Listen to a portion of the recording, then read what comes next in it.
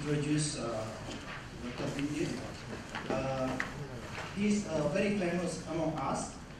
He's always with us during the last 10 years at least.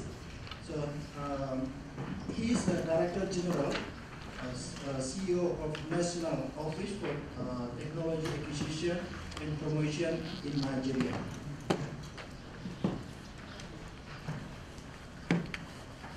Apart these activities,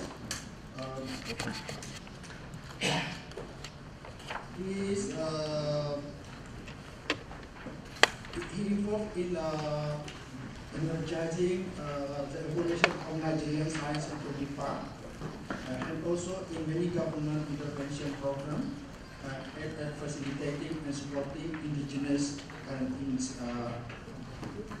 inventive and innovative activities. And Dr. Omar Bindir, also one of the promoter of the Innovation Corridor in Abuja, Nigeria. I would like to invite Dr. Bindir to give his presentation.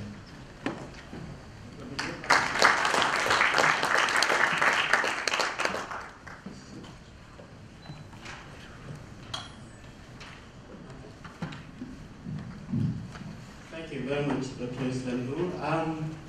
It is true that I have been coming here for many years, and this is the topic that I'm going to talk to you about very, very quickly. Innovation policy for sustainable growth, and so on and so forth. I start with this particular slide from Daily Kos. He said the sole meaning of life is to serve humanity, Leo Tolstoy. This is the sole purpose of innovation. If it does not do this, it has no meaning as far as I understand. So, what is the generic justification for innovation as far as all our work? I've been listening to all the presentations. It seems to me that innovation has shifted. Everybody is talking about digital economy, telephones, software, transferring money. But the real problems actually is, in most of the developing countries, is about poverty. A lot of these countries have very basic needs that are yet to be conquered. So much need for innovation there. Secondly, that is, what's the pointer?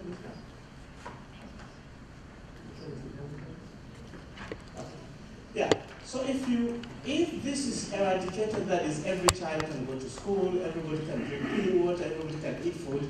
The second level for requiring innovation is that everybody in that country should have all the opportunities to lead a happy, safe, and fulfilling life, because they must have skills, they must be able to do jobs, and so on and so forth. And then, at the third end, when you achieve these two, you see that we are now using innovation to move our countries to emerge as a knowledge and learning society, to the extent that you will see world-class institutions, global products and know-how coming out from our countries. This is the trend. If you cut corners, it will not work. And that is, now every country does this. But the countries that are very good in doing this are now called developed countries, because they have very minimal or no absolute poverty. A lot of jobs are being created in their countries, and they have all the global companies, global institutions, and because they do so many things. They do all these, I will not go through them, but you can see, for example, other countries that used to be developing countries, like South Korea. In 1962, this is what South Korea was involved in exporting: vegetable oil, non-ferrous base, raw silk, and so on and so forth. South Korea learned what those developed countries were doing, and then they changed their economy, and now this is what South Korea is exporting in 2012, integrated circuits and so on. Now you can see the trend of innovation. And that is why it is called, Professor O normally refers to South Korea as a developing country, but actually it's not a developing third world country, it's a developing emerging country. Actually it's in the second or first world. But, sorry? Oh, okay. So the indications for the performance of this country or countries is that they are globally visible technologically. They have various product ranges. They have global companies, Samsung and so on and so forth. They have global know-how. All these Professor Oz and so on. And so these are very measurable in these countries. But there are countries that are not visible technologically. They have very low productivity. They have no global organizations. There are very few or no global capacities, powerful people, and these are countries that in most cases in the African continent who are using a tired business model. We have raw material, we have oil, we have timber, but this does not take you to the next level, and that is why they remain as developing, least developed or underdeveloped countries. There are very few developed countries in the continent of Africa. Why? Look at, for example, my country, Nigeria. In 1962, we were exporting this, just like Korea too. Groundnuts, palm, crude. And then by 2011, our whole exportation changed only to oil. We have not changed. We have not actually utilized the capacity to start innovating. This, to me, is a clear justification to consider innovation. In our country, historically, all this is the history of our science and technology, and you can see what we have been trying to do. The Science and Technology Ministry collapses and it will come up. Sometimes it is under education, sometimes it will disappear. We've been trying. And sometimes we look at the Federal Ministry of Science and Technology as the Science and Technology Ministry. Unfortunately, other ministries also have the science and technology, so there's no synergy. There's no working together at all to push the country. If we assess our own R&D capacities, you see, if you look at the three components, our inputs, the system, and our outputs, you see that as far as infrastructure is concerned, not that we don't have infrastructure, we have 129 universities and so on. So we have the knowledge infrastructure. But if you look at the ranking of the universities within this infrastructure, they're not very good.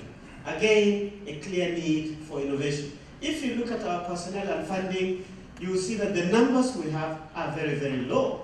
If you look at comparison to even other African countries, there are many countries, especially South Africa, that are above us. If you look at our funding, it's not very good. It's only 0.2% of our GDP. That's not very good. We cannot innovate. And so on and so forth. If you look at our output, look at the publications. We are not as good compared to many of the countries. If you look at our patent registration, look at in a period of all these years, it's only 124. It's not very good again. That's why we are, in fact, we do not even have data on all these kind of indices that demonstrate whether we are innovating or not. Now, we have an ambitious policy to push our country in the next 6 years to be among the top 20, meaning that we want to compete with Korea. We want to compete with Japan. How? This is the summary of our own competition plan. When I checked the world, I realized that those countries that we want to compete with are in Asia, in Oceania, Europe, America, South America. None actually is in Africa itself. We want to be the first one. I even checked the internet by GDP. Where do we want to enter with the new GDP in the next 6 years? We actually want to very quickly beat all these countries, as you can see. It means we have to change. But if you check what we are doing, our science system, we are in space, we have very good laboratories, we are into biotechnology, we are doing renewable energy, we are publishing. Look at our publications, only South Africa, Africa south of the Sahara. So we are producing science. If you look at our technology, we even produce a Nobel laureate. If you look at our technology, look at the kind of things that we're producing, real things that matter. We have a lot of prototypes scattered all over the country. All these are part of the outputs of our own. If you look at our innovations, we have drugs, we have a lot of food and apparel. These are real things. But even when you see all these things that is coming out of our system, you find that we even produce the richest man in Africa. We even produce the richest black woman in the world. So even entrepreneurs we have.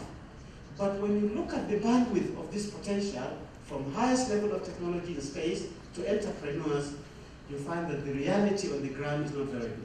Still, most of our people are in rural areas. And these rural areas, this is the kind of housing which is completely unacceptable in the 21st century. Even when we put good roads, because the culture of maintenance is very bad in rural areas, we bury the gutters and we completely spoil it. When we take children in this day and age to school, this is how we do it. When they reach the schools, this is how. In most African countries, this is the kind of situation that you see. Water, potable water, this is it. This is not potable water. This is how people actually, our own farming systems are supported by this sort of engineers. This is why the combine harvesters are at this level. This is how the farmers operate. This is why their production is very, very primitive. This is a market. This is like a supermarket. And this is where people buy. Processing by women is always very manual. Even graduates of universities, when they graduate, sometimes these are only the jobs that they get. Or they import these things, or they are frying things, or they are repairing bits and pieces, and many more. This demonstrates to you that there is a need for change. So when I hear the discussions in this, and you hear about ICT, and you hear about the phone, and even latest in Africa, you hear about Ebola, there are very, very serious issues to do with innovations, but it is not very, very clear. 2 minutes, I'll finish. So all these are the challenges that we see in our country, but the real challenge is that, as you saw, we have scientists, we have a bit of technology, we are consuming a lot of innovation, but these things are not working together. Everybody is doing their own separate thing. And like Professor said, we actually know exactly what the value of death for technology is in Nigeria. We have the knowledge, we have the people who need knowledge, but it is not connected at all. So these kind of conferences, when we meet people with you, is part of what we do. To overcome this, we have to turn the arrows to make sure that the science has to actually become technology, and some of the technology must become innovative products. This is measurable. This is literally like constructing a bridge from the knowledge to the market so that we can be able to, and the way to do it, I'll just conclude, is that we have to create the traditional triple helix, where leadership is creating leadership at these 4 levels for the knowledge system to perform, so that you have industries to respond on the basis of innovations. Our universities has to change, not just training centers, but there must be special centers of excellence for research and development. They must produce and create these incubators and so on. They must become enterprises who need to sell their products to survive and collaborate very well. And this is what we take when we come to WTA. When this is happening, you find that some of the boys that are coming out of it will become boys who are innovative, with high values, who know something and they can manage so that they can establish their enterprises that can know. Similarly, they can understand all those needs that you see are potentials for jobs. How then can Nigeria say that there are no jobs? Because people are not looking at their environment to see exactly the opportunities that are there, and so on and so forth. So we have a new policy, and this new policy now is looking at this, and we are trying to energize our country to make sure that we are innovative, and therefore partnering with some of you, or most of you, is part of the agenda why we have come. How many Nigerians do we have here? Can you stand up so that you can be recognized? I have brought all this team to come here to make sure that we forward with many of you.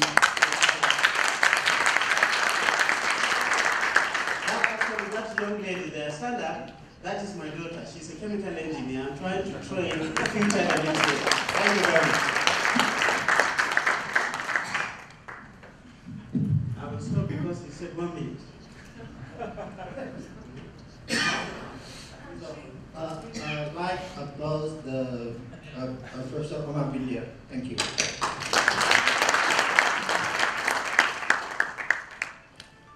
Thank you very much for a very comprehensive presentation during 12 minutes. It's very quick. Then he gives the overview about the issues in developing countries, which is in general is first lack of STI policy framework. We don't have policy. So if there is a science, technology, innovation policy in developing countries, it is just a kind of decoration. It is not really part of national development policy. And the second one is lack of infrastructure. So low level of education. And then low level education, so it is how people can innovate, how. And then we need to promote innovation to meet the needs of the poor people. So far what we do, the developing countries is a kind of consumer of the innovation. So they consume all of the innovation, which is not really meet the needs of these people. So we will have question and answer with the Dr. I would like to invite the second speaker, Miss Suk Han. She is director of Asia European Meeting, SMEs Economic Innovation Center. Professor Miss Suk Han worked for the Electronic and Telecommunication Research in Korea. I think it's here in Daejeon from 86. In 2000, she founded Harris Corporation, a manufacturer of telecommunication and product solution provider, for which she served 10 years as a CEO. Since 2007, she was appointed for the current election as a director of ASEC. I would like to invite Professor Ms. Han to give her presentation.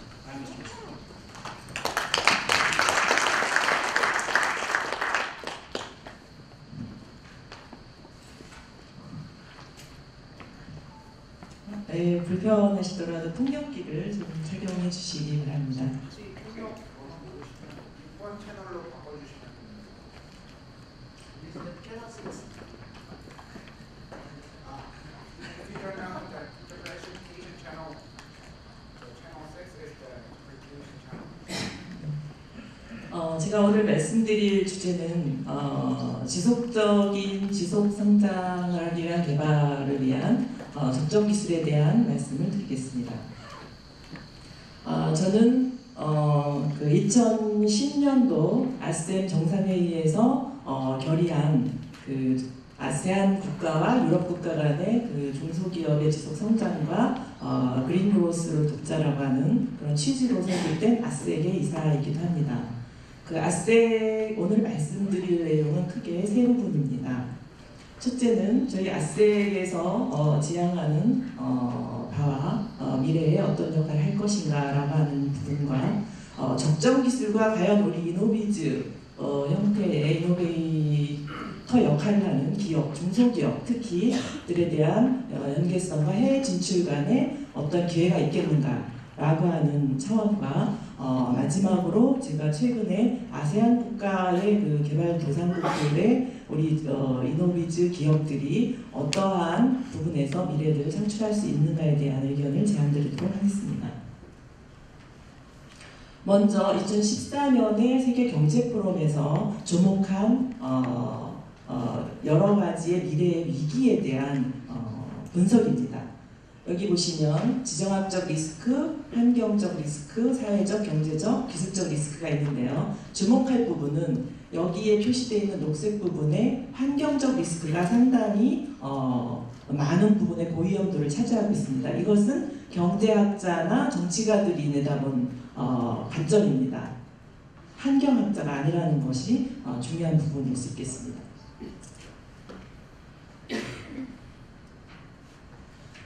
그리고 그 유럽과 아시아에 그러면 과연 중소기업들의 어떤 비중이나 위치가 어떻게 되어 있는 것을 나타내는 표입니다. 유럽 보더라도 기업의 99.8%가 중소기업이고 여기에 고용을 담당하는 게 66.5%가 중소기업입니다. 마찬가지로 아시아에서도 그 이상을 차지하고 있죠. 한국도 마찬가지로 99.8%, 99% 이상이 중소기업이고 또 여기에 88%의 고용을 담당하고 있습니다. 그래서 우스갯소리를 한국에서는 99살까지 팔팔하게라고 하는 게 우리 중소기업들의 모임에서의 건배제이기도 합니다. 자, 에코 이노베이션 관점에서 볼 때 이것을 어떻게 봐야 되는가? 특히 우리 기업을 하는 기업가 입장에서는 이것이 기회인가 위기인가의 준비에 따라 달려있다라고 봅니다. 예를 들어서 한국은 내년도 2015년도 1월부터 탄소 매출권 거래제를 시행합니다. 그렇게 된다면 결국은 환경에 대비하고 그런 쪽에 에코 이노베이션을 한 기업과 그렇지 못한 기업은 대가를 지불하는 비용을 부담하느냐 수익을 더 기대하느냐의 관점으로 볼 수가 있겠습니다. 에코 이노베이션은 우리가 준비하지 않으면 기업 경영에 있어서 상당 부분에 있어서의 여러 가지를 맞이할 수 있다라는 것을 보여주고 있습니다. 그런데 우리 아스텍에서는 그동안 에코 이노베이션 프로그램을 아세안 국가 특히 캄보디아나 그 라오스에 이런 이제 그 적정 기술을 전수한다든지 에코 이노베이션과 관련된 안트프로너십을 컨설팅한다든지 하는 활동들을 해왔습니다. 자, 그러면 적정 기술과 관련돼서 우리들이 바라봐야 되는, 특히 기업인들이 바라봐야 되는 시각과 또 한국의 관점에서는 여러 가지 문제를 갖고 있습니다. 청년들의 실업 문제와 중년의 퇴직자 이후의 라이프 스타일에 대한 문제, 이 두 가지 관점에서 우리가 이 적정 기술과 관련돼서 그들이 해외에, 특히 신흥 개도국에서 어떤 역할을 담당할 수 있는가라고 하는 기회의 관점에서 내다볼 수 있겠습니다. 한국 내에 여러 가지 적정 기술을 실행하거나 준비하고 해본 바로는 여러 가지 그 학교나 이런 부분이 일부 있습니다만 아직 그렇게 활발하게 진행되고 있지는 않습니다. 이 그림은 적정 기술의 예를 보여주고 있는데요. 여기 스트로우 이것이 그 아프리카나 이런 데는 물 문제가 아주 심각합니다. 그런데 아이들이 물을 그냥 마시면 그 여러 가지 세균에 노출이 되죠. 그런 이게 필터 스트로우를 통해서 이렇게 물을 마시면 이 스트로우 자체에서 물을 걸러주기 때문에 아이들이 안전한 물을 먹을 수가 있게 됩니다. 그래서 이런 물 문제라든지 아니면 이제 이 연료 문제라든지 그리고 그 세계에 그 연간 200만 이상의 아이들이 탄생되자마자 죽고 있는데 그것을 해결하기 위해서 폐자동차를 가지고 폐자동차의 배터리나 그 헤드라이트 이런 걸 이용해서 그 인큐베이터를 만들어서 아이들을 살리는 이런 기술들이 즉 삶에 필요한 환경, 물, 전력 이런 부분을 해소해주는 그런 특히 신개도국에 이런 부분들을 제공하는 걸 적정 기술이라고 합니다. 여기 그 그래프에서 보듯이 이 부분은 이제 경제 성장률의 지표인데요. 아세안 국가들의 경제 성장률은 비교적 금융위기 이후에 세계 경제가 어려웠을 때 유럽이나 미국이 저성장 마이너스 성장에서 이제 간신히 유럽은 0.1% 성장 궤도를 이제 올라가고 있는데 그럼에도 불구하고 아세안 국가들은 5% 이상의 성장을 하고 있다는 사실을 주목해야 될 것 같습니다. 그럼에도 불구하고 아세안 국가들은 아직 많은 부분에 있어서의 하이테크놀로지 쪽으로는 이주를 해오지 못하고 있습니다. 즉 산업 기반은 아주 농업 경제에 머물러 있고 많은 부분의 그 산업 기반을 강화할 수 있는 그 국가 리더십을 많이 요구받고 있고 일부 국가들은 에티오피아나 제가 알기로 인도네시아나 베트남 이런 데서는 국가 리더십 자체가 경제 성장을 견인하는 아주 개방적인 활발한 리더십을 갖고 있다고 봅니다. 그러면 한국의 우리 중소기업들은 수출 비중이 33.5% 정도밖에 안 됩니다. 그리고 내수 마켓이 작기 때문에 해외로 가야 되는데 나 혼자 해외 시장 개척이 굉장히 어렵습니다. 그럴 때 결국은 이런 적정 기술을 가지고 한국은 원조를 받던 나라에서 원조를 하게 되는 세계의 유일한 국가가 되었습니다. 이미 ODA 규모가 엄청난 규모로 늘어나 있고 그런 원조들을 각 그 개발도상국에 지원하는 형태를 그들이 삶의 질을 높이고 산업을 강화할 수 있는 방향성으로 가고 있습니다. 이곳에서 우리 이노비츠 기업들이 해외 시장 교두보를 할 수 있는 역할을 충분히 할 수 있다고 봅니다. 거기에 또한 우리 대학생들이 참여해서 시장 개척자로 충분하게 역할을 할 수 있다고 봅니다. 그래서 이제 한국과 여러 개발이 필요한 개발 국가는 인적 교류가 저는 상당히 중요하다고 보는데요. 우리나라 이제 이 이노비즈 기업들이 이런 원조 사업에 연계가 돼서 해외 시장 개척을 하고 그것의 플레이어를 우리 청년들과 결국은 시니어급의 퇴직자들이 함께 연합을 해서 나가는 게 방향성이라고 보겠습니다. 그러면 한국의 적정 기술과 관련해서 이 어떤 액티비들이 있는가라고 본다면 제가 봤을 때 이 뭐 여러 가지 활동들이 있는데요. 우리 그 포트라나 쿠이카 이런 이제 해외의 여러 기구들과 우리나라의 이런 이노비즈 기술을 가지고 있는 기업들과 또 학생들의 깜찍한 적정기술 아이디어를 접목해서 함께 그 원조 사업과 중소기업의 역할과 청년들의 아이디어가 뭉쳐져서 해외 진출을 하도록 그러면 그 나라도 단순한 원조를 받는 것이 아니라 기반을 강화하고 스스로 잘 살게 만들어주고 그 인력이 개발되는 그런 형태로 바뀌어나가는 방향성을 갖고 있습니다. 바로 그 부분에서 우리 아색이 할 역할이 있고 아색이 처음에 설립은 정부 기관에 있었지만 그 기구가 이미 이노비즈 협회에 독립을 한 재단화되어 있다는 것은 엄청난 강점을 앞으로 발휘할 수 있을 것으로 봅니다. 예, 마지막으로 그 연계해서 우리 이제 아색과 우리 이노비즈 기업들과 이제 여러 나라들, 아세안 국가와 여러 나라들과 어떻게 하면 공존하며 공동으로 발전할 수 있는가라고 하는 부분에서 여기 이 들으신 분들이 각각의 이제 기업하시는 분, 전문가, 그리고 자녀들을 갖고 계신 부모로서 한 번쯤 생각해 볼 수 있는 방향성을 가져주셨으면 좋겠다는 생각이고요.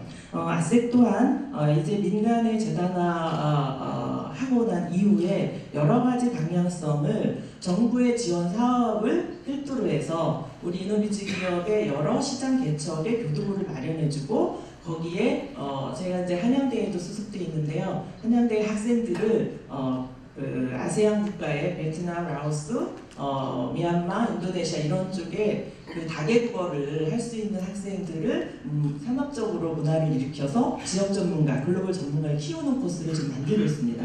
그래서 중소기업이 해외에 바로 시장 개척하기 어려운 부분의 리스크를 우리 시니어 그룹이나 청년들이 그 역할을 개척자를 해주고 그 원조금을 그들이 잘 살게 해주는데 기여하는 바를 우리 아색이 실현하는 그런 형태의 비전을 갖고 있습니다. 감사합니다.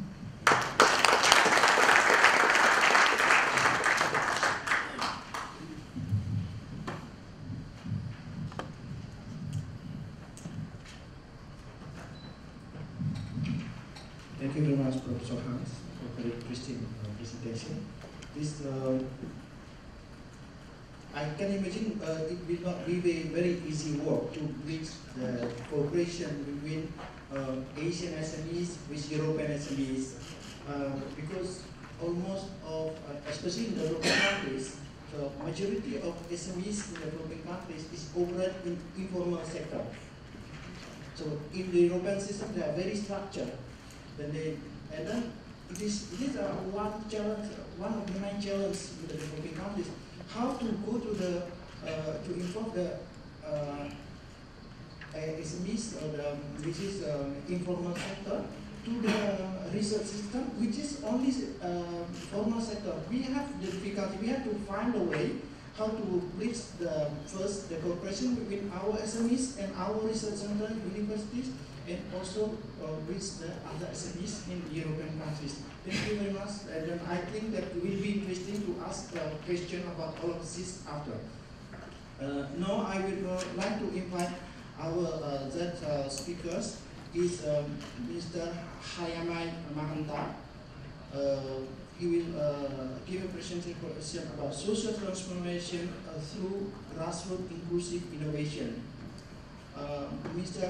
Mahanta is currently leading national innovation portal Techpedia at CBC in India, which has recently more than 0.2 million innovation grant. by 750,000 university students. I invite Mr. Mahanta to give the presentation.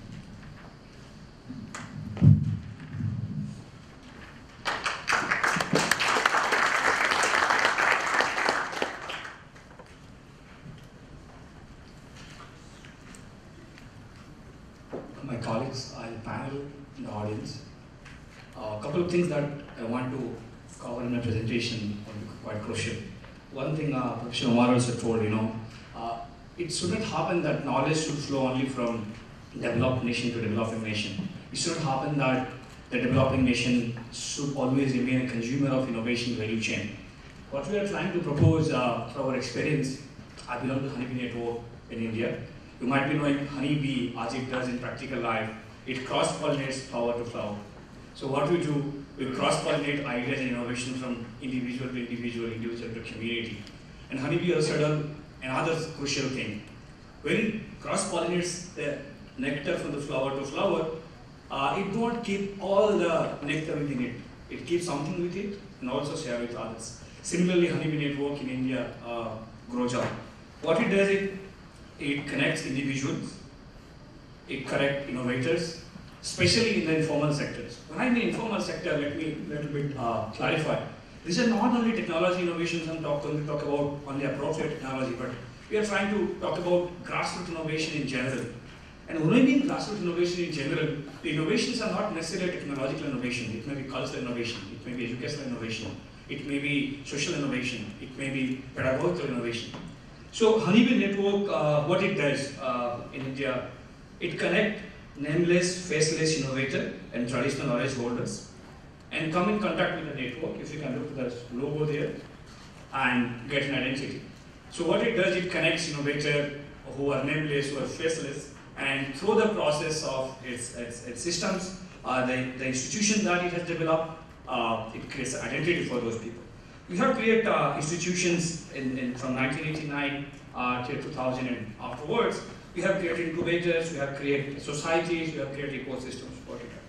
So let me wander upon a few facts.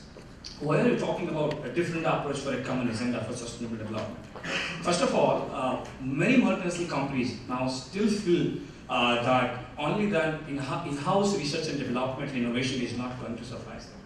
They're opening up. We're talking about open innovation and all this stuff. We started talking about these things when we started the philosophy of Honeybee Network 25 years ago, connecting and sharing ideas.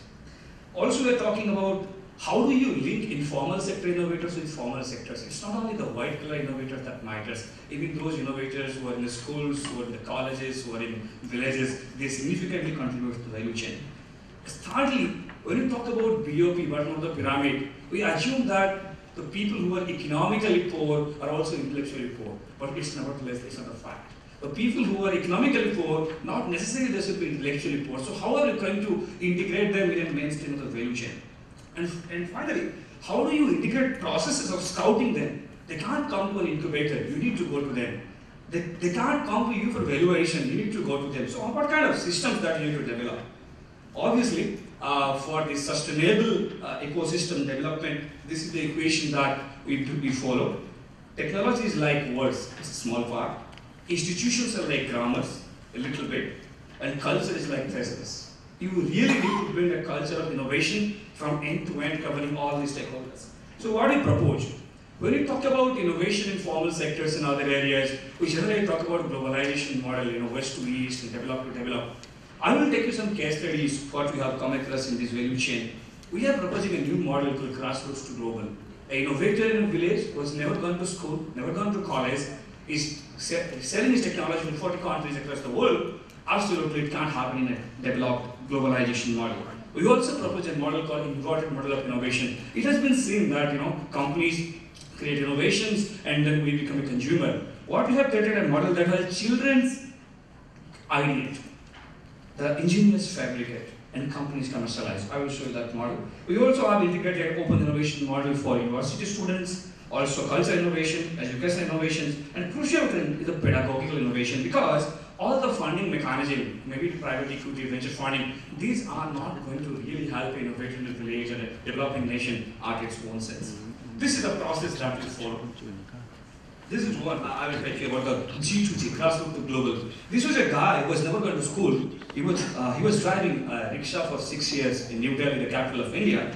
And suddenly he got an accident and he was home, he was jobless. He started trying doing some stuff and he invented a product. He came to our notice, we helped him, we scouted him, we supported him, gave a little bit of small support. And then filed a patent. By the way, he got a patent in US, in Europe and all. Now this guy who was never going to school is supplying the innovation to 43 countries. So this guy, in the developing pedagogy, probably will not feed to the critical part of the innovation revolution. And you know, our President of India awards such guys every year in the March in the Presidential House. So this could be a possibility that, you know, that the paradigm can be reversed. Yes, we have converted initiative to institutionalizations. Our former presidents and presidents awards them. This was the model, inverted model I was talking about. We get around 20,000 ideas by school children every year. We convert these ideas to engineering students in the universities as a fabrication, because you can't get thousands of fabricators to help these guys, but India is a country of numbers. We have 2 million engineering students producing every year. We are linking these children's ideas to these guys, and they create these marketable products. And these are the products when they come to market, the student get the reality. The former President of India sits with these kids every year. Also, when these small children innovation are linked to universities, the university students become entrepreneurial. This is a guy talking about a polytechnic college. It's just a high school graduate. He has created a $2 million startup by supporting a small young innovator in his school. These all are possible in the entire grassroots revolution. So that is what I talk about grassroots innovation. I don't only mean about innovation. Also, the President of India, the ministries of different sectors, meet these guys. Also, we involve the formal sector innovators, because the companies and other stakeholders who have a strong competence in that field brings a lot of value. Yes, we have a repository of 30,000 innovations in the educational sector, the primary school teacher, the secondary school teacher, the kind of innovation that they're doing, the processes, not the technology, processes to improve the access of education quality. Also, we bring in innovation in the cultural capacity, because you can't create only jobs for digging holes and digging ponds. You also need to create a market for culturally celebrated, innovative people in the villages. This is one model that I told about. We have a special process in which we value on to traditional knowledges and village knowledges. What we do, we collect these knowledges. We have our own people in the network. We don't have own any guide. We connect them to different libraries and different universities and national laboratories. We have created a benefit sharing process. And you know what happens? This is the innovation that I have shown in the slide. Have been contributed by 25 communities of 3 different states. They just gave the idea. We created a validated product out of this. If you see the knowledge sharing in the output, it goes to 30% to the innovator, contingency fund, and women development fund, and natural development fund, and everything else. And these are the products that come out from those innovations. And you know, these products are not marketed by company. The product is named after the innovator itself. So we give a message to the community that we care. This is what the lab is. And we try to integrate innovation, investment, and entrepreneurship in a process to facilitate this thing. So what we have done, you know, the private angel funding and venture funding are not going to help these innovators at the grassroots level. They don't want to a school, they won't go to a college. So what we have designed a micro venture finance fund. It supports without any collateral. You just give in a paper sign and the money is given to it. What we do in developing nations generally, we face a serious problem in the early stage of the funding of the innovation. That is what it fits. Also, we have created a grassroots technology innovation acquisition fund. Why? There's a very simple reason. Country like India, you know, there's an access disparity and disparity. What we need to do is we need to use public fund for acquiring public technology for larger public benefit. So when you find out those innovations, we acquire them through this fund. We make them open source so that those people who can't afford this technology and innovation can access it. So innovation is not only limited to IP bound and conservative patients, we are also trying to open it. And also we have created a concept called technology common. What we do, when another innovator asks to another grassroots innovator, we give it for free. Because what we believe is people-to-people diffusion is not only allowed but also promoted and rewarded. If it is people to farm, it's fine, you can throw licensing and everything else. So what we are trying to propose in this pedagogy is this matrix we can look at. You know, most of the companies, if the domain characteristics of the innovation and technological platforms, if you look in a matrix, if the domain characteristics are known and platforms are known, in that case, R&D can work out. That's what companies does.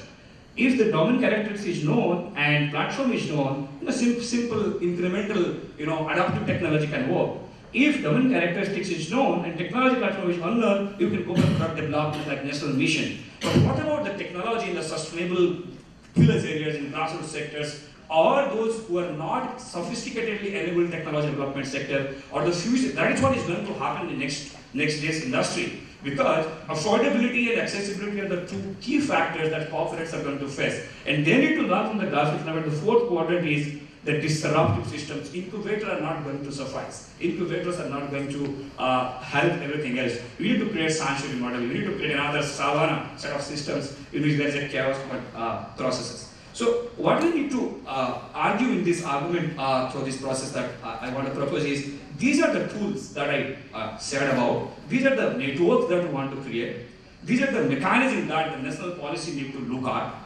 And also, the knowledge holders should get a fair share.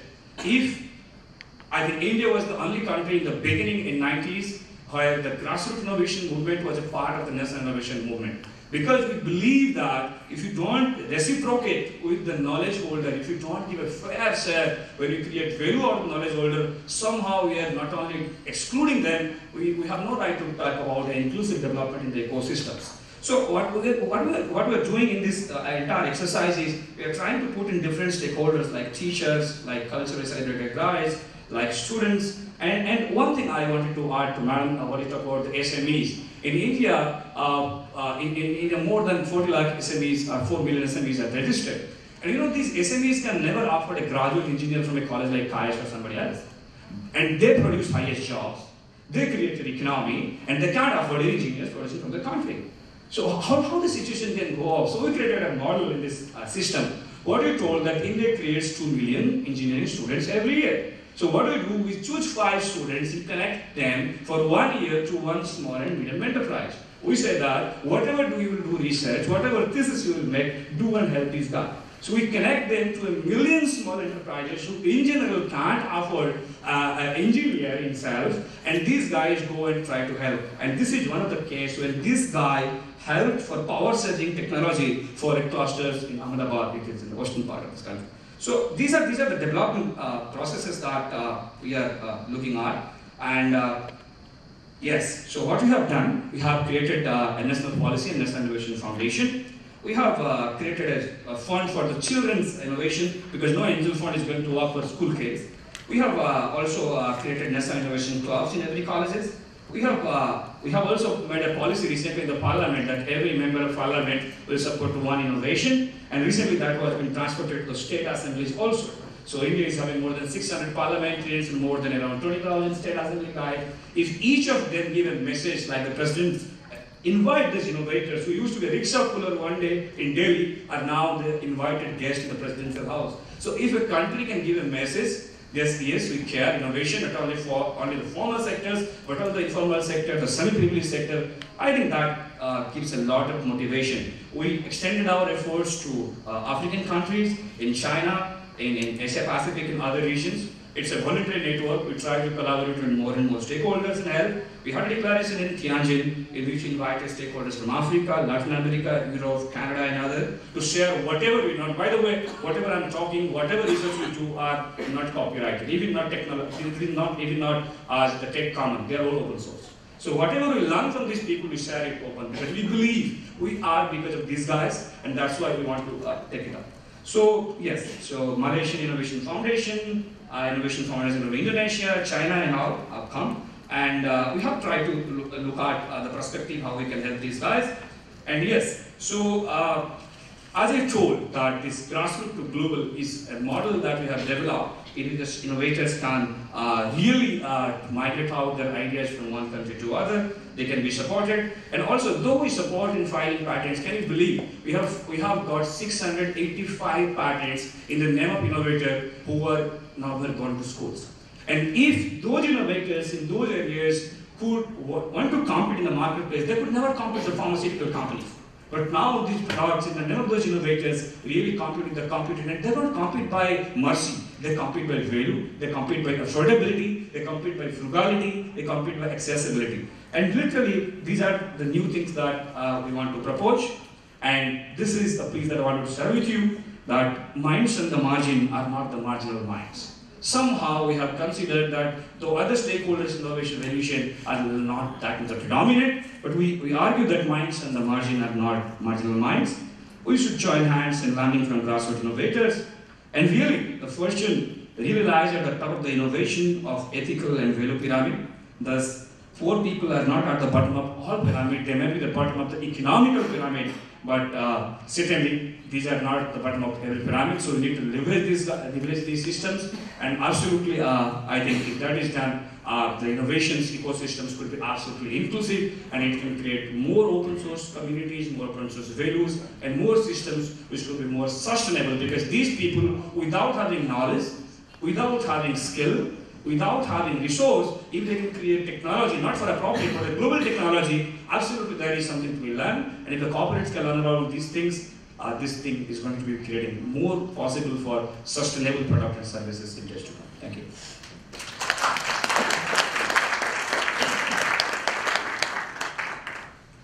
Thank you very much, Engineer Mahanta, for the combination between the presentation of Professor Han and Engineer Mahanta. You will have a very good combination of it. Professor Han is bringing the knowledge to the society by bringing appropriate technology, and Engineer Mahanta empowering people to generate the knowledge, generate the technology by themselves to resolve their own problem. I'm really optimistic with grassroots innovation, because this technology developed by people to resolve their own problem at the beginning. It is not for the commercial purpose. And then, if it is commercial, we can do it for commercialization. But in the other side, Professor Hans' approach is distribute the knowledge to improve time. Our session is more and more exciting. Now we will invite the first speaker, Professor Chong Min Kyung from ICE.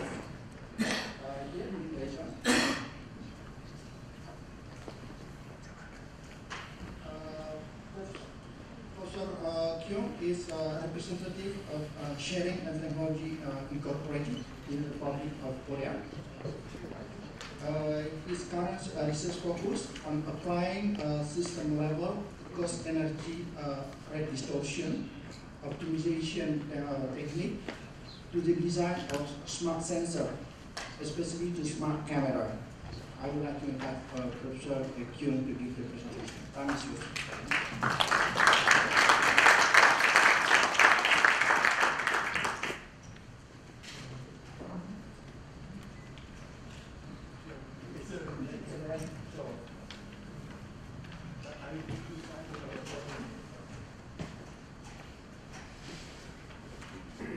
Good afternoon.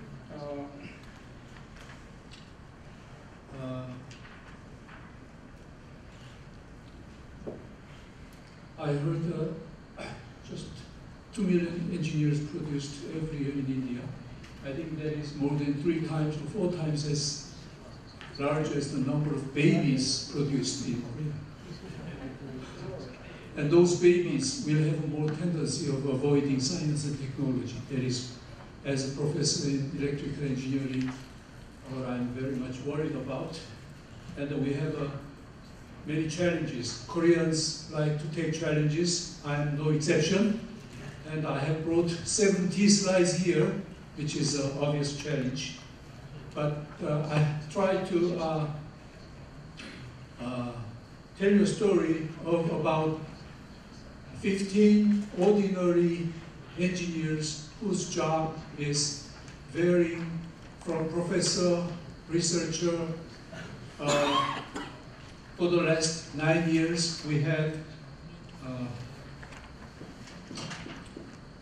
actually in Daejeon. So how we started, and we tried to find out how and why actually we got together. What is the reason of our gathering together? And we ended up starting an organization called STI, which is a Sharing and Technology Incorporated. And I like to share with you our experience we had in Cambodia, Chad, and some other countries, and try to cover as much as time allows. We started as a group of engineers and who are also Christians about actually 9 years ago. And after we got together, we had to find out why we got together. And that's the problem of finding the identity. And it took us 3-4 years until we found that appropriate technology is something we can share among us and share with people around us. And that is what our story is all about. We got together 9 years ago, and just the 70 slides, most of the 90% of them are just pictures. Okay? Picture has a very large bandwidth, so you can see it. And these are the guys who got together. And we started a small office there and moved to a little bit large office in Science Complex in Daejeon. Actually, we started with reading a bunch of books for finding the identity, and we spent a lot of money and time for reading books. And for those who are not diligent enough to read all those books, we selected some people who read for us and summarize for us, and those are what they have done. And in Ewha Womon University, we started with a workshop finding the mission. What is the mission of life? What is the mission of engineers? So that is what we did. And it continued on and on with a number of workshops with different subjects. And this is what you have done. And we also had a forum about preparing for the reunification of North and South Korea. What we have to do if unification comes, which didn't come yet. In 7 years ago, we had a first appropriate technology workshop in Yanbian, Yanbian Science Technology University in China. And of course, we took a bit of time to climb up the mountain Paektu. And then we were able to donate 11 personal computers to the computer teaching mission in Yanbian Science Technology University. And then we had a connection with a group of engineers in the United States which had a similar idea with us. And then we continued on and on for some years after that. And we also had a forum in Handong Global University to find out the mission of engineers in this dynamic world. And then we always take pictures, just like this. And then 6 years ago, we started a forum about science technology for sharing. Science technology is not just for earning money, for economic development, but it is also for sharing. So this is the first workshop we had in KAIST. And we had also a workshop for the education for the next generation. And people here, you can see they are very serious. And we take pictures on and on. And then we found out that some missionary in Cambodia needs some energy. So we decided to raise a fund for establishing a solar panel. So we were successful in raising about $35,000. to establish about 3 kilowatt solar panel, which helped them to operate the church without depending on the electricity, which is very scarce in Cambodia. So people there, when they come to their job, they take their battery and leave it in the battery shop, and when they retire, they take it and use it for the night, evening and night. So we have been visiting Cambodia and Mongolia, and we found that we could do something, and we were able to collect those books and donate to universities in Cambodia and Mongolia. And we also have a connection with the junior high school and senior high school in various parts of South Korea.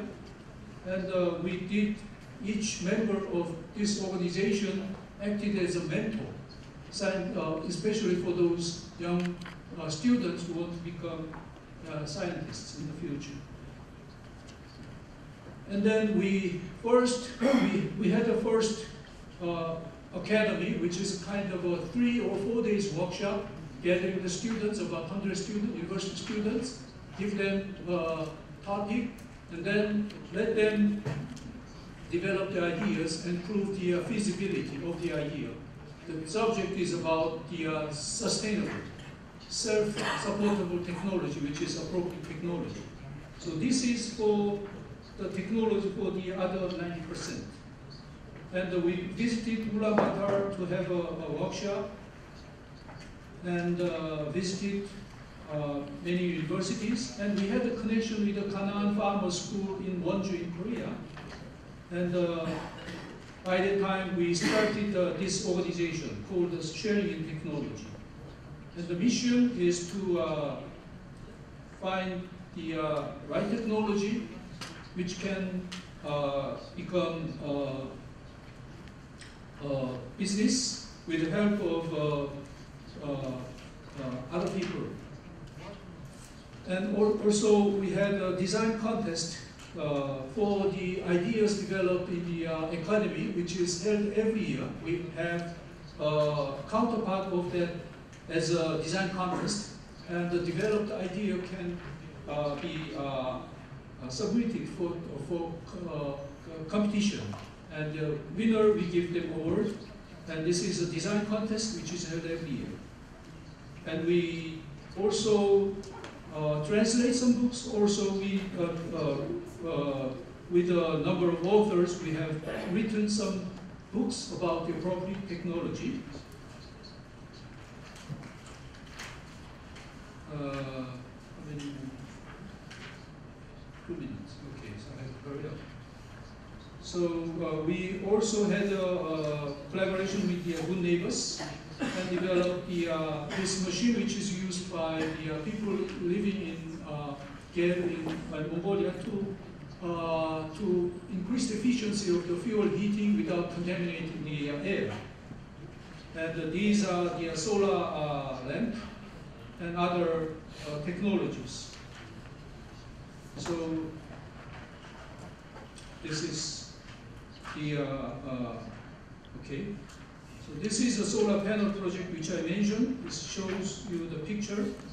And we had in Africa dried mango and charcoal project with cooperation with the Good Neighbors. So this is a charcoal made out of sugar cane, and this is dried mango project. And then we had solar energy and the other appropriate technologies training program for 4 countries, 3 countries, Cambodia, Myanmar, and Mongolia. And this is first time quite significant funding support we had from the Korean government. Before then, we were just depending on the donation from the members in the local churches. So this is the kind of academy where the design team for each countries have developed the idea, and they also had the opportunity to enjoy the rest of time in Korea. And then they had the experience to opportunity to spend their time in Kanaan Farmer School. So this is what they have done, and this is a graduation ceremony. So recently we have got a significant project from the government to start a technology center in Laos, Luang Prabang. So I don't think I have enough time to cover details, but this is, I can just slip through those pictures. So the vision of this center, research center, is to develop a biofuel and biomass and the agro-food to develop, to help the local industry, local economy. So these are roughly the ideas. So we like to cooperate with many research institutes in Korea and industry to develop the technology, make it a business, and help the local economy as well. So this is what we do. Thank you very much.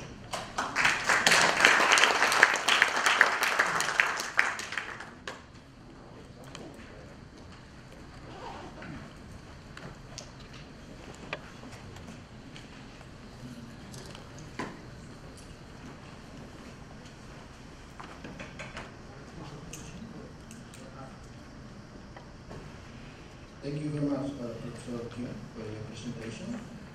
So it is another kind of technology transfer or technology appropriation to developing countries. We will take the question later. And then now I would like to invite the last speaker of our session. It is Engineer Kinton Kamue. He is a Vice Chancellor of Harare Institute of Technology from Zimbabwe. Engineer Kinton has involved in our activities also for a long time, since 2007 or 2006. So he is very familiar with this system also. And then now I would like to invite you to come and give a presentation.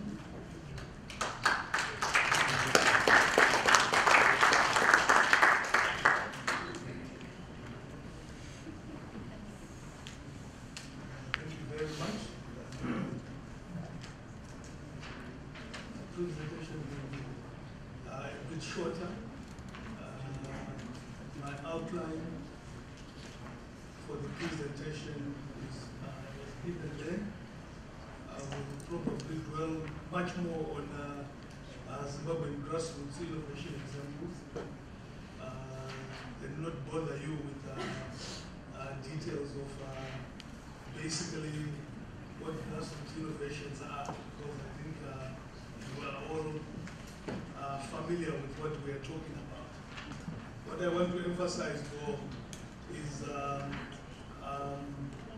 the element of sustainability within our communities.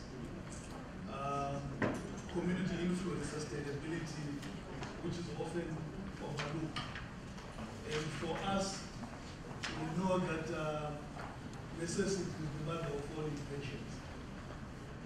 I think you will be aware that drivers of grassroots innovations, according to UNESCO, are basically 5. Local decisions, which will have a global impact, climate changes, unexpected and probability of more extreme events, and these basically bring out a lot of creativity in order to face the various challenges by our communities. Population increase also brings out a lot of pressure. Issues to do with food, energy, financial poverty, which my brother highlighted here, and where knowledge and technology is more and more important, we also have inequalities. three basic principles that underpin capacity enhancement in the context of indigenous knowledge. First, I want to highlight, I think, capacity enhancement, we should not assume a vacuum of knowledge. Second, capacity enhancement efforts without the opportunity to apply that very capacity in local context are likely to be ineffective. Adults learn best when the knowledge that they are given is applied, and the skills gained are of direct relevance to the problems they are seeking to solve. What are the trends in developing countries? I think we are aware that resources are becoming scarcer, compromising the lifestyle, economic growth is not matching population growth, lack of ability to acquire and maintain latest technologies. Alternatively, grassroots are becoming the best, and in some cases, the only alternative for resources are stripped communities. Development challenges in third world countries, I've already highlighted this, but they also include inefficient and corrupt government systems, war, and poor sanitation. The combination of some of these factors has been termed by the World Bank poverty trap.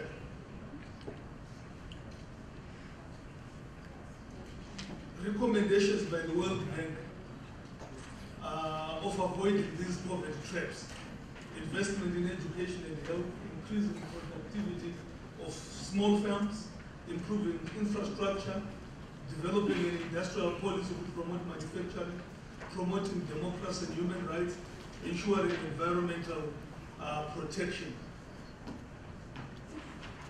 What I think we need to also highlight is that taking a grassroots approach to innovation is not easy. Before embarking on this approach, one must first understand and reconceptualize the interface between natural, social, ethical, and intellectual capital. When we talk of natural capital, the first capital to come about when societies began to enclose resources and started asserting individual or collective property rights. The boundaries around a resource or the limitations on its extraction have given rise to the value of natural capital. It can be saved, exchanged, or consumed with or without renewability. Social capital basically has given rise to a reliance on trust, reciprocity, and third-party sanctions. For example, if a person used a gill net with a small mesh, you could catch small fish, something that might benefit him but hurt the community, because there won't be any more fish left in the dam or in the river. And to prevent that, the community would sanction this behavior and penalize the offender. And when we come to ethics, ethical capital, we're talking of a person regulating his own behavior from within. When we restrain ourselves from fishing in the spawning period, because it is not the right thing to do from the perspective of fish population dynamics and sustainability, our restraint gives rise to ethical capital. There are no external sanctions, only internal guilt or sense of responsibility. So this is community-induced. Grassroots innovation therefore emerge when existing systems and practice fail to serve people's needs. What are the examples that we have in the country, in Zimbabwe? From our own university perspective, we have used the red wriggler worms to generate solid organic fertilizer from waste in a simple process called vermiculture. The organic fertilizer is more than 6 times stronger than synthetic fertilizers. And we're using organic waste for all this process. We have developed what we call Pump Aid, which was founded by 3 teachers, Ian Thorpe, Amos Chitungo, and Tendai Maunga, in the country, who were living and working in rural Zimbabwe. What happened was that after witnessing so many of their pupils and friends become ill and die from unsafe drinking water, the teachers took it upon themselves to find sustainable water solutions and better sanitation provisions for their local communities. And in that respect, they came up with the elephant pump, which basically was so successful that it has been able to provide a lifetime supply of clean water to over 1 million people across not only Zimbabwe, but has also been adopted in neighboring countries, including Malawi. The examples of the metal grate stove, hollow core cookers, water harvesting, I've already talked about that, and the Chingwa stove. These are some of the examples which are well documented, I think, in my article.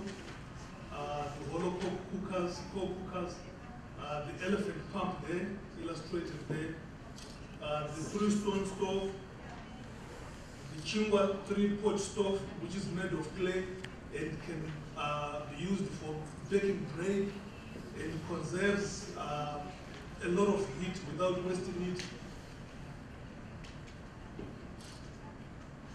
Therefore, ever-dwindling resources reflect that inclusive development cannot be imagined without incorporating diversified, decentralized, and distributed sources of solutions developed by local people on their own without basically outside help.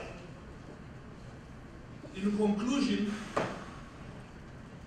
exploiting grassroots technology should be done to evaluate the way grassroots initiatives can provide different interpretations of sustainable development in practice.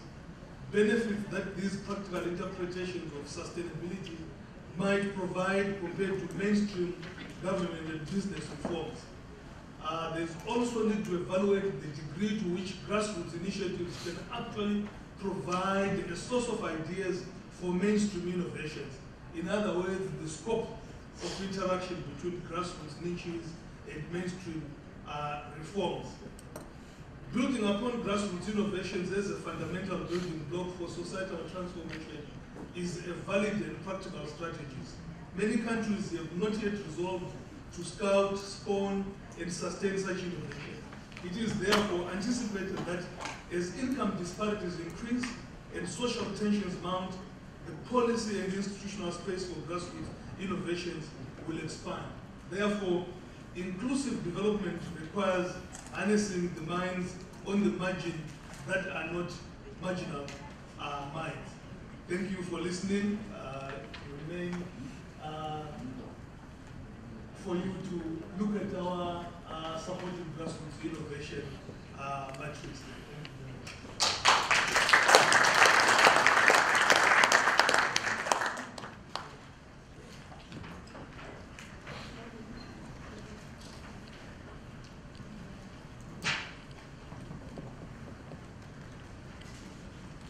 Thank you very much, Clinton, for the very interesting presentation. My name is Jane Bromkovic. I'm Professor of Sustainable Development. I come from Serbia.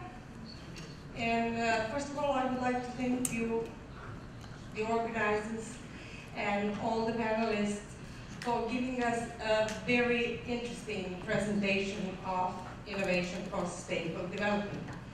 I was not really sure about what is going to happen in this session, but finally I am very happy that sustainable development and innovation means many different things for many different nations, obviously, and many different approaches. And it is great to see that all of them are really culturally sensitive. And this is what I think is the most important thing about this session. I was very much impressed by experience from India, and I would like to see many other countries take that approach.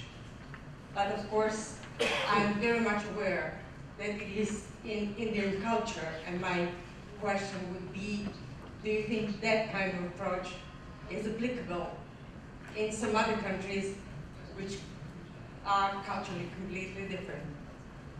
I really enjoyed your talk. One thing which I was very impressed by was the presentation from Mr. Mahanta, integrating the inventions with actually pairing that with engineering students and then because I strongly believe that the sustainability has to be with industrializing the product. But otherwise, everybody makes something close, you call it a gizmo, and it doesn't really do anything other than just a curiosity. So I think ultimately that has to be industrialized and has to be foolproof solution, and it has to be mass produced so that it can be affordable. And that would require that there has to be really the business introduced, and the engineering has to be done, mass manufacturing has to be done. That's one of my opinion. And the second opinion here is that the fact that the gentleman from Nigeria, you indicated that you have a lot of plans.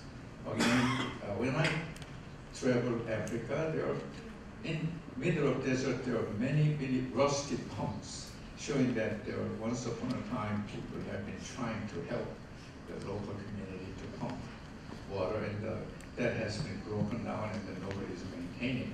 I strongly believe that perhaps the sustainability has to be to do with someone making living out of it, fixing, and charges some money for supplying.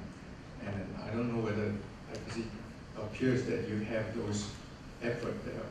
And the second thing is that you show the agriculture tools that has been probably used for 2,000 years, and nobody seems to be doing anything while they are all looking at other sophisticated things. So I would like to propose that appropriate also begins from those things which farmers use. Farmer doesn't seem to be helped at all because they are completely overlooked, right? So I like to congratulate you going and like to learn from you. Thank you very much. Thank you very much. The last question? If not, I would like to panelists to answer the question. Engineer Mahanta? It's quite interesting question from your side that cultural sensitive issues can affect this pedagogy. I will give you an interesting result that we have experimented. Whatever I'm talking is from past perfect to future indefinite. Based upon the real thing that we have done. We experimented these things in 3 different continents. One in Kenya, in Africa, one in China, and another in Malaysia. Similar processes, little bit of contextually modified. In India, when we started to document and codify grassroots innovation, it took 5 years to document 5,000 innovations. But with a little bit of support, China could make it in 1 year. And in Malaysia, they are on the way, obviously, in a speed better than India, lesser than China. So it may be possible that, sometime like innovation processes in corporates and formal sector, there are codified principles. But in informal sector, there are no codified principles. So if you somehow can codify even a science and arts and philosophy of innovation in informal sectors and others, and try to replicate a different landscape, they adopt it. And they literally do better. In fact, we are trying in Serbia. We have a couple of volunteers. This entire network is a voluntary network. There is no process in this thing. But what we have seen is if given a proper codification of processes, how do you follow, and what are the kind of steps you need to take, it works in different contexts also. And coming to you, sir, I think it has been experiencing a great journey so far as sometimes people in India say that, like Professor told, 1 million engineering students are a liability, not a strength. And that used to be a fact, in fact, because there is a huge mushrooming of higher education and 10,000 plus colleges and all these things. In that context, we thought of anyhow these guys are going to work 1 year in research, something or other. If they can do a live research work based upon somebody who can't afford it, I think that means a real integration of engineering. And initially there was a little bit of resistance from the universities, but obviously, when the sea regions, these things moves on from bottom to top. In fact, the one major thing was the entire approach was a perfect blending of top to down and bottom to up. We believe that in the entire sustainable process, if you only go from bottom to top, it sometimes doesn't work. If you only go from top down in the major policies, it really doesn't work. So how do you blend it, harmonize it? That is the real art. Because sports, all the presentations here are fantastic models, but they are very, very short-term and temporary. They can, just like you said about the pumps sitting there, it was somebody else's solution, thinking that that will solve the problem. Come and dig a borehole, put a hand pump or a motorized pump. If it is a motorized pump, you need fuel, certainly you need maintenance and so on and so forth. But education and literacy is key. Unfortunately, education and literacy is long-term. Most of these countries need short-term things. The politicians have only 4 years. They don't want to wait for 28 years before they get a PhD or for 18 years before they get a graduate. So the short-term solutions must be in education. If you give a child education, they can be able to read the prescription of medicine. They will understand wash your hands. Then what you see now, like I'm sure all of you heard of Ebola.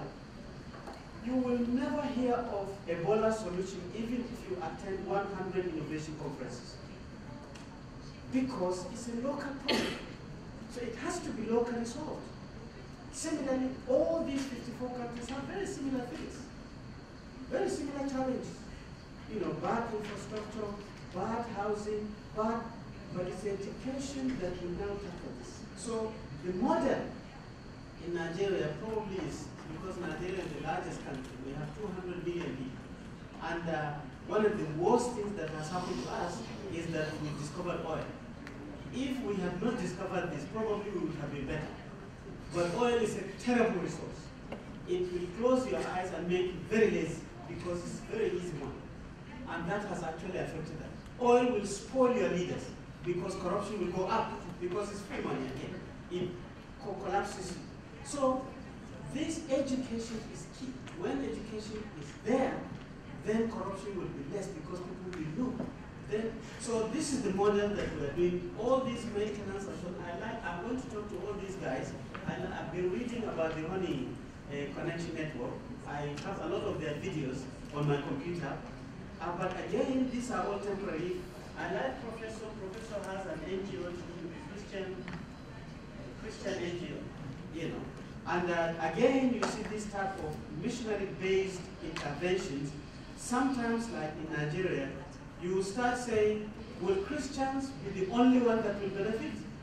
Because some people may not go to a church. And some people, if it is just Christians that are doing it, Muslims will not go. If it is only Muslims, Christians will not go. You see what I mean? But it is a fantastic model. You see what I mean? So I'm going to talk to all of them to harvest it, but our key intervention in Nigeria is about education. How do you get every single 5-year-old to be in school? How do you make sure that every girl is actually educated? This is the key. Thank you, Professor. Thank you very much. Time is over because one of my opinion, you're emphasizing education. I would agree with you, but what do you teach? A lot of people say that we have to have fishing rod, but nobody talks about what fishing rod is. It doesn't really help. And I think that the appropriate technology and entrepreneurship has also been taught to politicians. You talked about corruption, and the book, the elementary college book, says that you need the 4 freedoms, like, and if that's violated, then capitalistic society doesn't flourish. That's Adam Smith said that. Not many politicians even know that first page. The second thing which I found was that in some countries, there is a shortage of education and the college students are short supply. But I found out that they have a lot of college students, graduates. You know what? They all did business administration. Business administration, if there are companies, there they can all contribute. But if there's no company, they will sit around, right? So I really like to propose that we really have to look at what to educate, right? And that seems to be the case. And the second thing is that appropriate technology. I have heard for the last 30 years, ever since I graduated my college, and not a single product came out widely used. And I'm asking all experts of appropriate technology, why is that the case? Because iPhone for the last 3 years, 5 years, already 5 generations came. Appropriate technology, not a single product. Time is over. So we have to conclude this session. So the main challenge in developing countries, it is poverty. So what does it mean, poverty? So poverty, there is a challenge about food security, water, and energy. These are the three main challenges. And then now added with the sanitation and environment. So all of these challenges could not be touched by a formal system, formal innovation system. The grassroots innovation has a great potential and has already proved their ability to respond to these issues. I know that only one country in the world where grassroots innovation integrated in national science and technology innovation policy, it is India. And we witness how Hanabi distribute their knowledge around the world. I follow in Malaysia, I follow in China, but result is completely different. For example, in China, it ends up with commercialization, incubation of the grassroots innovation. So the different approach is the association of the student in Tianjin University of Economics as a kind of website or telephone number. The people who think that they invented something, they can telephone to the student association, and the student association will ask the question and everything. And then if the student association convinced that it could be commerciable, the student will go there and then see that and then help them for the commercialization, incubation, etc. In Malaysia, this little bit different approach. So it is very, very cultural approach. But we cannot imagine that something like that will be happening in Korea, for example. This another culture. So you are very right. And then and we are very happy that grassroots innovation is more and more accepted as a solution, or at least a temporary solution to meet the needs of the local population. Let's thank all of our speakers for all of this time and this presentation. Thank you very much.